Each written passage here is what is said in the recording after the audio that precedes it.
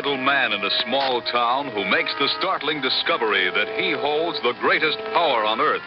That's the story of Awakening, taken tonight from the files of John Steele, adventurer.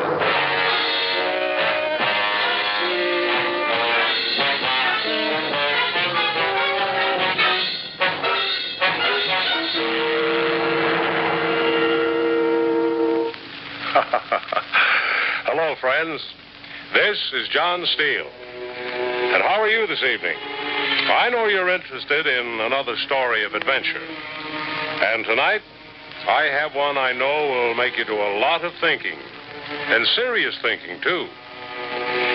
No. It isn't about me. There are so few of us who can tell of many adventures. At best, in a lifetime, we experience one exciting moment that makes for a real story. Yet, each one of us has had one such happening that stands out above all the rest. These bits of living are the stories that we bring to you. Tonight's tale concerns a man I met while I was working in a small town in New England. The man is a very usual kind of fellow with a very unusual story. Here he is to tell it. Fred Tompkins. Fred? If you've ever lived in a small town, you'll know how it is in Reedville. Seasons come slow up there. The calendar moves from spring to winter and back to December again before you realize it. Year in, year out. Changes don't happen there. They just kind of move in on us. That's why when my father died, I took over his store. That's why for 15 years, Jenny and I were content. Just to live slow, just to keep the store. But I guess it began that spring morning. Fresh eggs, folks, 7 crates. Here, let me give you a hand. It's okay, just tell me where to put them. Right on the floor, right here. Heavy. Have a cigarette, Steve. Relax. Gotta get my wind back first. Soda? Oh, what do you got around here? Got your favorite sarsaparilla. Sounds good. 1 soda coming up. Want me to fix you something to go with that, Steve? Sandwich, cake? Good Lord, Jenny, I just finished breakfast. You sure? Jenny likes to see everybody happy, and she believes in keeping them like that by stuffing food into them. Now, It's Fred. a good thing I don't come here more often than once a day. The way you treat me, I'd get so fat I wouldn't fit my clothes. How's Susan? Fine. Head of her graduating class. I'll swear I never know how an ugly old lunk like you creates a wife like Cora and a daughter as pretty and smart as Susan. I'm lucky. So are they, Steve. Cora was asking when you were coming to see her, Jan. Ask Fred. He keeps me chained to this store while he's off running the village of Reedville. Now, They Jen. told me you're going to be elected president of the new fire department. Well, now, who's been spreading a rumor like that? News gets around. My old man used to say, never count your money till you had it right in the palm of your hand. Go on, be modest. Don't you pay any attention to him, Steve. He knows he's going to be elected, and he's tickled pink. Jan, what do you feed him to make him so popular? All right, you two. No kidding. School board trustee, notary public, head of the Grange, and now president of the fire department. You're making it sound bigger than it is. I wouldn't say that. You're a pretty important guy, Fred. Have a candy bar. I can't. How much do I owe you for the pop? Forget it. Come on now, how much? It's all in the house. Look, yesterday someone forgot to charge up that carton of cigarettes. Day before, someone just accidentally forgot to mark down for cake. Gas. Customer, excuse me. You fight it out with Jen. She's boss around here. Morning, Miss Adams. Nice day today. Good morning, Fred. Smells like spring finally decided to stay a while. Some high test, Fred? Fill her up. I think 10 ought to do it. Don't often see you around so early, Miss Adams. I have a special errand today, Fred. Sure enough, Doc's due home. That's it. Big convention, Philly, wasn't it? Now, how did you know about that? Don't worry, Miss Adams. You'll make it. That 10:35's always late. Oh, you know he's on the 10:35, too? Listen, Miss Adams, you keep a store in a town like Reedville as long as I have. You be postmaster and notary public. You'll go in and out of people's houses with orders like me. You find out a lot of things about people and what they do. I suppose so. Oil? Oil, Miss Adams? No, thanks. I'll just clean out this windshield for you. No charge. Never saw anyone work as hard as that husband of yours, though. Too bad he has to go off to so many conventions. City's an awful place in the spring. Yes, he works very hard. Yes, sirree, Doc's a nice guy. It's a shame, I say, if a man can't find time to enjoy his own guests even. Guests? I see that Connecticut car around a lot. Must be a pretty good friend of yours. Yes, it's a friend. Good-looking chap, too. Yes. Doc's going to feel pretty bad missing him. What's life worth if you can't enjoy a few friends? I guess I... Thought so last night when I saw the car in your drive. Poor Doc, I thought. Last night? I delivered your grocery order. You must be mistaken. Please? You must be mistaken. There was no car in my drive last night. I wasn't even home. Ma'am? I said I wasn't home last night. I went to a movie. Well, it's not important, Miss Adams. I often go to movies when my husband's away. I don't like to be alone. Don't blame you. It's sure funny, though. Can't you hurry, Fred? I'll be late. I came into the kitchen like I always do. I could have sworn I saw you in there moving around the other room. You couldn't have. Music was playing. You were at the piano, I guess, and I could hear voices. But you couldn't have. Well, maybe it was someone else. There were no guests, I tell you. You know, Jen has been after me to get glasses. I'm beginning to think maybe I ought to now. I could have sworn I saw a blue Cadillac with yellow leather seats. Please, there was no such car in my drive. You must be mistaken. You say there wasn't? No. Then there wasn't. We all make mistakes, Fred. Yes, sir, we do. I'm sure you were mistaken, weren't you? Could be. That's all, Miss Adams? That's all. Thanks. Okay. Fred.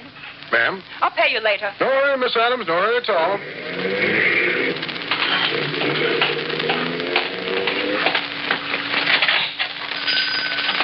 Steve gone? He went out through the kitchen. Said to tell you he'd see you at the inaugural dinner for the new fire department president. She sure did. Honey, I wish you wouldn't talk when your back's turned. I said that's a funny way to act.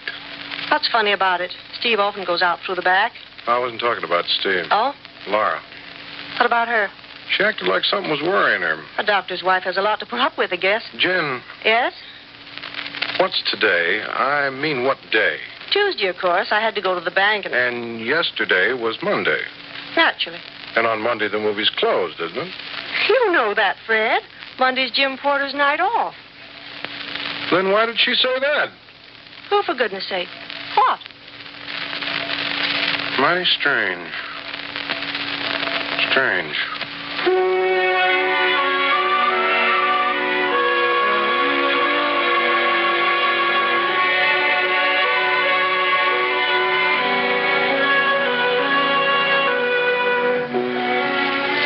I couldn't sleep that night. I don't know why. I lay awake and stared out on the dark. The peepers made a sound like small thunder. I couldn't sleep. I thought about all the things that come to a man in the dark.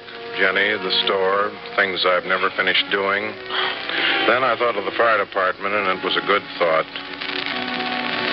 The next day, Laura Adams came into the store to pay her bill. I owe for the gas, too. Will you look it up, please? Certainly, Miss Adams. Got a new French dressing in today. No, thanks. Fresh escarole. I already have some, thank you. Don't often carry it. Thought maybe you might like some more, Miss Adams, in case the company dropping in or anything. The doctor and I entertain very seldom. Best to be prepared, Jen always says. In the country, you have to keep a well-stocked cupboard. Did you find what I owe you?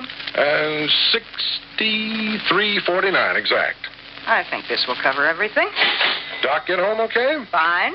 I'll have to see Doc one of these days myself. I didn't know you were sick. Me?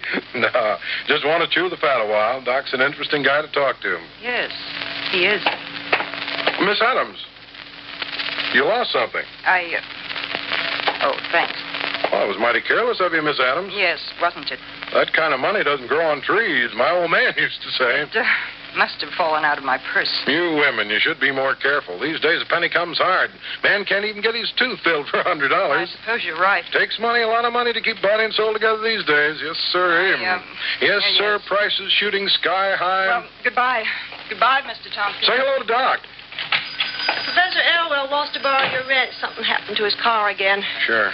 John Steele called. Said to tell you the fire department election's probably on Monday. You'll get a notice. Hope I can make it. As if you wouldn't. You know right well there's no other man in town who can do the job as well as you. Yeah, that's right. Nobody as smart, as energetic, as responsible.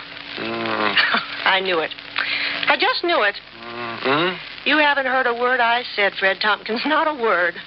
I'm sorry, Jen. I was thinking. You don't have to do it when I'm talking to you. Oh, my goodness. Jen, how long the Adamses lived in town? 8 or 10 years? About? Why? Just thinking.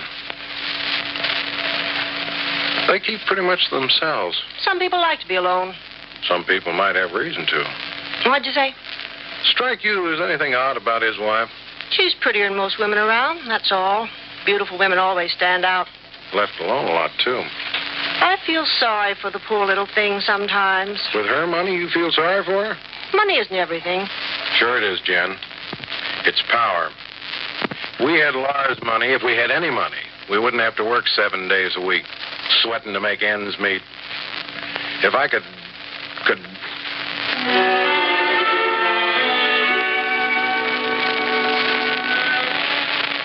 Yeah. You know, Jen, most people are scared, aren't they? Are they? There's always something a man tries to bury away. Always one thing he's afraid of. What are you afraid of, Fred? Nothing, that's just it. A man who isn't afraid can do anything. Just about anything in the world that he wants.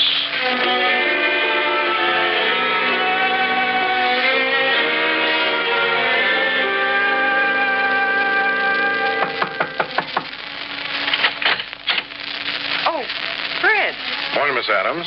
Did I order any groceries today? No, ma'am, you didn't. I came on business of my own. Come in. Nice house you have here, Miss Adams. Thank you. Yes, one of the nicest in town. We like it very much. Yes. Mr. Tompkins, you had some kind of business? Yeah, I did. Can I get you some tea? No, thanks. Nice piano you have here. We've had it a long time. I hear you play it every now and then when I deliver groceries. You play real well. You're very kind. Lonely people play a lot, I noticed. My old man used to play piano, too. Did he? I would have liked you. Yeah. Mr. Tompkins. Well, it's about a piano, Mrs. Adams. Yes? Well, you know that old rosewood piano Jenny and I got in the attic? The one you admired so much? Oh, it's truly beautiful. I'm glad to hear you say that, Mrs. Adams, because I'm going to give you that piano. No. Yes, I am. There isn't another person in this whole town I'd rather give that old piano to except yourself. Knowing how you love music, Miss Adams, and how alone you are all the time, it's just what you need. You're very generous, Fred. But I have a piano. It's a wonderful instrument, Miss Adams. 2 pianos. I can only play one at a time, you know. Believe me, you can't afford not to buy this one, Mrs. Adams. Buy? I guess I didn't put it very clear. I see. I guess... Well, it looks like we're wasting time. No. Ma'am? My husband. What would he say? Well, now, I'm sure Doc would want you to be happy, Mrs. Adams. Music is such a harmless pastime, isn't it? When you consider what some lonely women do when their husbands work. If I didn't have a piano, it would be... You don't have an old rosewood. How much? $4,000. You're joking. It's ridiculous. I took up enough of your time, Mrs. Adams. No, wait. I'll have to think it over. Sure. Sure, you do that, Mrs. Adams. Think it over.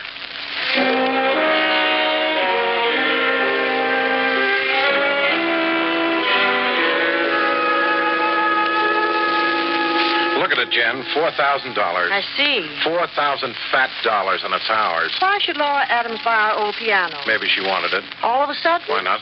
It's been up in our attic for years. Why didn't you buy it before? Maybe one of those city visitors of hers told her it was valuable. Nonsense. Laura's no fool. It is a good piano. No hunk of wood is worth that much. That's a fine thing. The minute I try to do something to get ahead a little, you have to pick it apart. Customer. All right. Coming. Morning, Fred. Jenny around? She's out back. Dropped in to see if any of the flowers came in yet. Cora's been kind of looking forward to spring flowers. I think Jen saved a box for her. Jen? Yes? Got Cora's flowers? I'll get them. Hello, Steve. Jen? How is Cora? Fine. Shame a woman who loves flowers as much as Cora should only see them from a wheelchair. I don't know, Fred. Way I figure it, my wife and I have a lot. The farm, my work, Susan. Do you know Susan was voted the prettiest girl in the whole high school? No. Well, doggone, she should be. Mark me down some pop, will you? Help yourself. Think the world of Susan, don't you? Whole world. You have every reason to. Not every guy has a daughter as bright and pretty as Susan.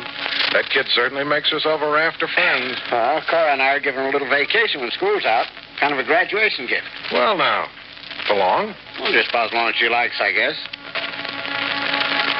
A lot of people will miss her. Including her old man. Susan has a lot of friends. Hey, what kind of fancy stuff is this? Peppermint. They make it in all colors now. Well, mark me down a box. Cora might like some. Or Susan. Well, Cora and I do spoil a youngster a bit. No, you don't. Of course, Cora's being an invalid so long, it kind of makes it hard on you, I guess, Steve. No matter how close you are to Susan, there are some things a kid like that has to tell another woman. What things? Oh, it's not important. Well, it's important if you mention it, Fred. New kind of bread came in this week. Vienna loaf. What things? Cora might like some. What things, Fred? Kids are all a little wild these days, I guess. What are you aiming at? What do you mean? Nothing. Skip it, Steve. Like I said, all of us will miss Susan. I know a particular party who'll miss her especially bad. For instance? That Rice boy. What about the Rice boy? Nice kid, I guess. I didn't mean that. Huh? What about him and Susan? Now, look, Steve. What about him and Susan, Fred? You're a father, Steve. You know better than anyone. I don't think I'll wait for the flowers. Cora will be disappointed. Tell Jen I'll pick him up later. Steve, listen. Hey, Steve.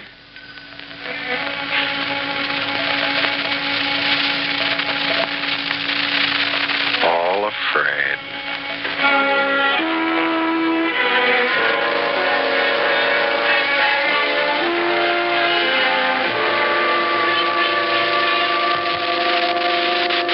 Anybody call about the election meeting? Not yet. Steve's secretary. I know he is. Oh, for goodness sake, I was only going to suggest you call him. He'll call me. He wouldn't dare not to. Fred, I'm worried. Now what? We're $300 behind this week. The store's losing money. Is that all? Forget it, Jen. We have money, a lot of money. Not if we don't earn it. That was my mistake, too. All along, I worked too hard. I should have used my head. Laura Adams canceled her account. What? I don't like it. Oh, well, we can get along without the Adamses. She's not the only one. The Harrises and the Brewsters and the Landauers. Laura Adams was her best customer. I don't like it, Steve.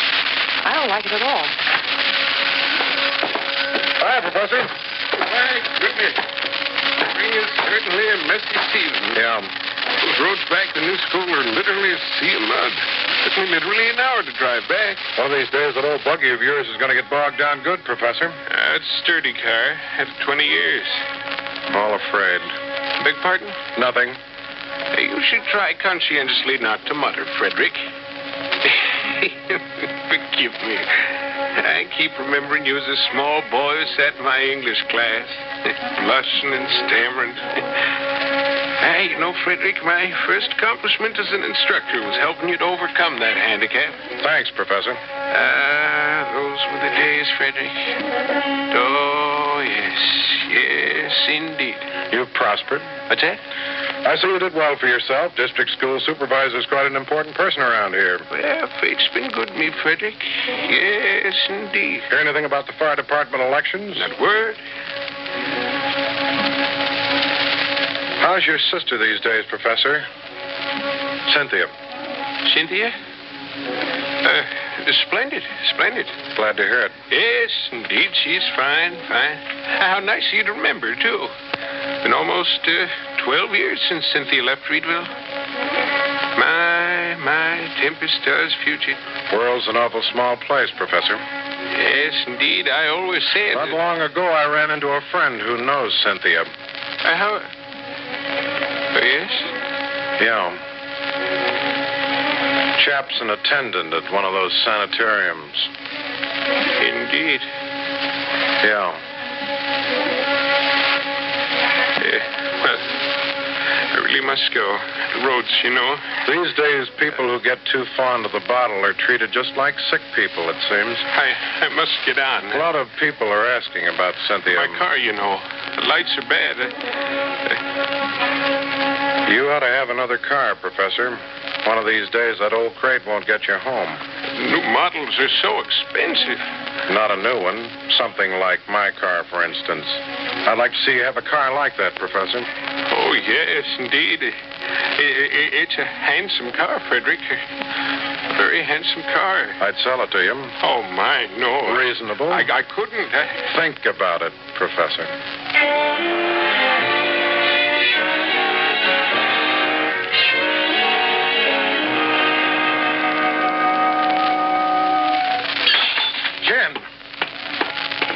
It's all right. Jen, what is it? I just broke a bowl, that's all. Are you hurt? It's my grandmother's cut glass compote. I never liked it. What are you doing back here anyhow? You ought to be out in the store. Somebody has to clean the house. Doggone, Jen, you shouldn't be doing this heavy work. Where's all that help I hire for you? Susan didn't come. Oh, she didn't. Well, we'll just find out right now. Cora had a heart attack. Doc's there now. All right. All right, then. I'll get you someone else. You can't get help in this town. I'd like to know why not. Help's hard to get, and you know it. Susan Nola came over as a sort of favor. I paid her good money. Now Sue won't get her vacation. She'll have to nurse her mother. Okay. What's the matter with you? Can't you forget Cora Preston for just 1 minute? Just one? I've done housework before. I guess I can do it again. It's a pretty cheap trick Steve's pulling. Pretty doggone cheap. For heaven's sakes, Cora didn't have a heart attack just so I'd have to clean the house. I'll fix him.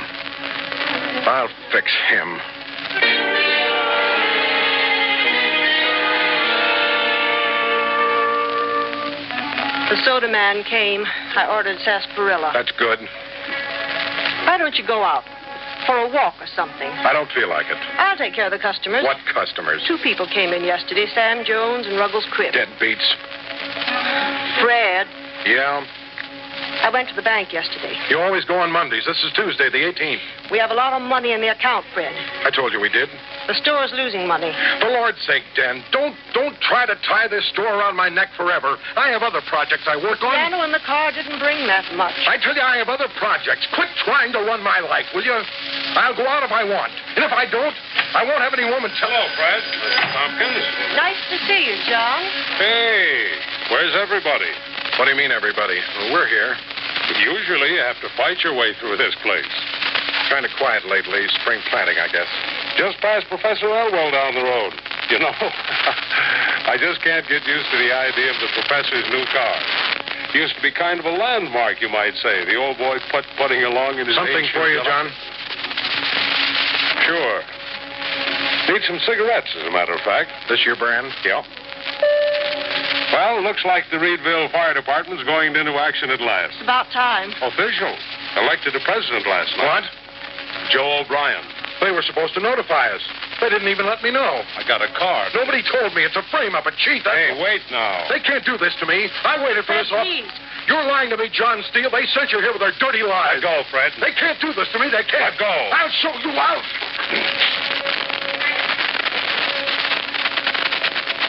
Sorry, Fred. Yeah. Goodbye. They can't do this to me, Jen. That office was mine. It was all set. Forget it. They're yellow, every single one of them. Fred, nothing's that important. It is to me, and they know it. They're yellow, and they're playing all their dirty tricks to pay me back. Pay back what? Nothing. Well, what? Leave me alone. I only asked a simple question, Fred. Quit trying to poke into my business. Why don't you lock the store and go to bed? It's after hours. You could use some rest. The store stays open. You kept telling me you don't care one way or the other about the store, and now... It stays open. All right. They think they can threaten me. I'll show them they can't. Oh, stop this crazy talk. You're lost. Forget it. It's Steve. He engineered the whole thing, and the doc. Fred. If he wants his money back, he can think again. What money? Leave me alone. What money, Fred? Leave me alone! Shout at me, Fred Tompkins. Then quit running my life. I won't have you talking to me like this. No? No, I won't. I'll talk how I please, Not Jen. to me. You're just like the others. That's enough. Shut up, will you? Jen? Okay, then. Where are you going? Get out of the way. Put down that gun. I'm in no mood to argue, Jen. Put down the gun. I'll show the lousy little... Fred. Put it. Fred, listen. Jenny, I warn you. Put it. Jen! Jen!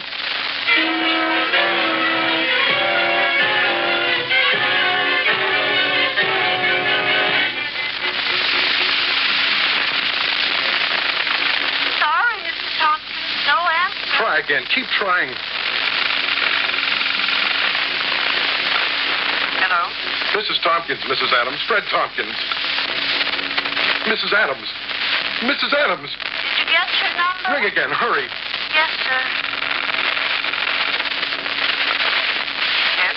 Listen, Mrs. Adams. Where's Doc? Doctor's out on a call. Where can I reach him? Can't you... I'm afraid I don't know, Mr. Tompkins. You don't understand. This is urgent. It's a matter of what... Listen. Oh.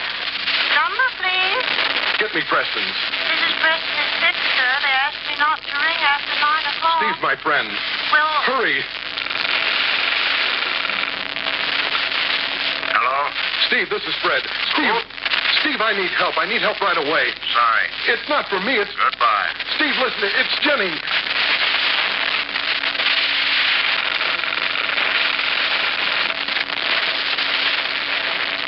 Sorry. Professor Elwell doesn't answer. Try again. He answered before. A little deaf, Mr. Tompkins. Ring. Keep on ringing. Yes, sir.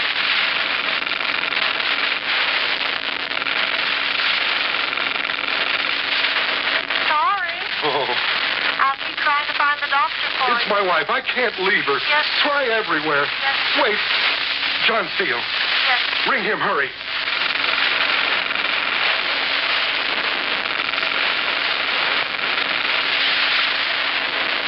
Joe? John, Fred Tompkins. Who'd you say? Fred Tompkins. Listen, John. Fine time to wake command. It's Jenny. She's hurt. What? Jenny, shot. I'll be right there.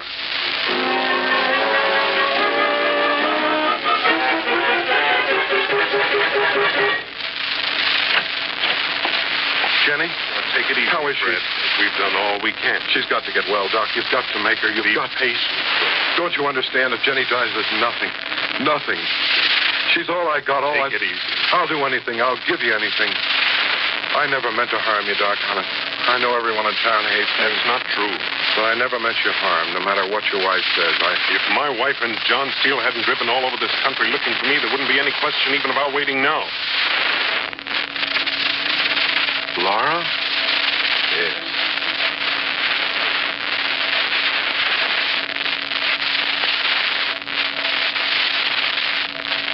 They're all trying to help me.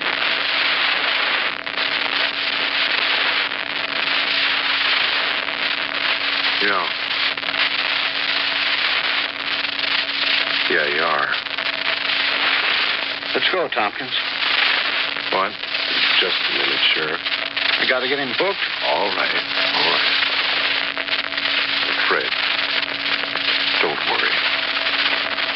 We all know you didn't shoot Jen deliberately.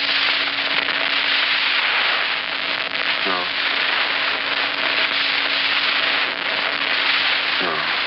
We'll get Mac on the case. He's a good lawyer. I'll do all I can for Jen. Don't be afraid.